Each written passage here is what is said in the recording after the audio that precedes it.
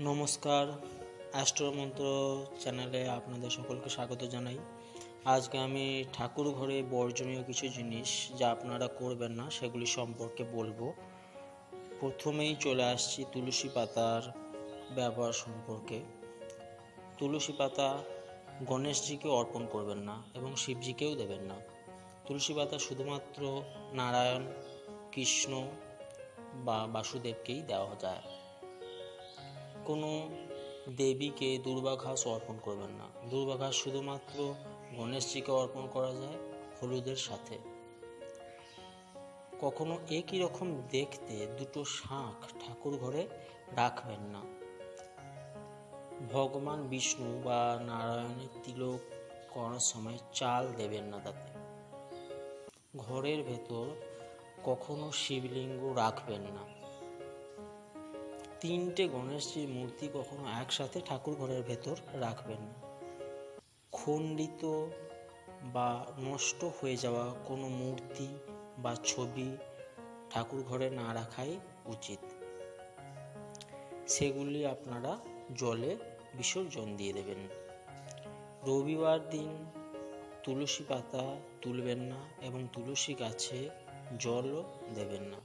তুলসী পাতা তোলার মন্ত্র বলি তুলসী পাতা তুলবেন এবং তুলসী গাছের জল দেওয়ার একটা মন্ত্র আছে, সেটা বলেই তুলসী গাছে জল দেবেন, শুধুমাত্র রবিবার এবং অমাবস্যা ছাড়া।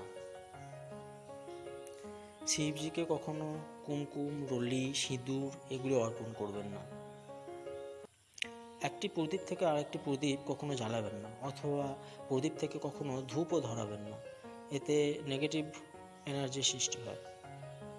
ঠাকুর ঘর সবসময় পরিষ্কার পরিচ্ছন্ন রাখবেন, নোংরা রাখবেন না, কারণ এতে বাস্তুদোষের সৃষ্টি হয়। তুলসী পাতা কখনো চিবিয়ে খাবেন না। আর তুলসী গাছ সর্বদাই উত্তর পূর্ব কোণে লাগানোর চেষ্টা করবেন। মন্দির থেকে ফেরার সময় কখনো ঘন্টা বাজাবেন না। ঘন্টা বাজাতে হয় মন্দিরে যখন আপনারা প্রবেশ করছেন, তখন ঘন্টা বাজিয়ে প্রবেশ করতে হয়। এবং বিগ্রহের সামনে, সরাসরি মন্দিরের বিগ্রহের সামনে কখনো দাঁড়াবেন না, তির্যকভাবে একটু দাঁড়াবেন, দিয়ে প্রণাম করবেন। বিবাহিত মহিলারা কখনো চন্দনের তিলক পরবেন না। আপনারা চেষ্টা করবেন ঠাকুরঘর সবসময় উত্তর পূর্ব বা ঈশান কোণে তৈরি করবার, কারণ এই দিকটা সবচেয়ে শুভ, এবং ঠাকুরঘর সবসময় পরিষ্কার পরিচ্ছন্ন রাখার।